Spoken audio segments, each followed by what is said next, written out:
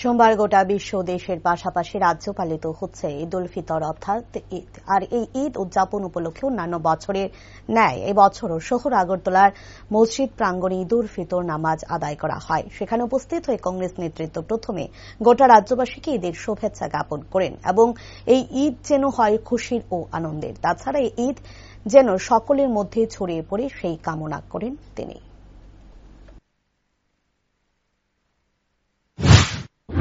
আজকের এই খুশির দিনে আমার পক্ষ থেকে গোটা দেশবাসী এবং রাজ্যের প্রত্যেকটা অংশের মানুষকে ঈদের আন্তরিক প্রীতির শুভেচ্ছা, প্রাণভরা ভালোবাসা জানাই। এই খুশির ঈদটা হোক আনন্দের ঈদ। এই খুশির ঈদ যাতে আমরা প্রত্যেক ধর্মাবলম্বী মানুষের মধ্যে ছড়িয়ে দিতে পারি, ভালোবাসা ছড়িয়ে দিতে পারি, সেই শুভকামনা প্রত্যেকের জন্যই থাকবে আজকের এই দিনে।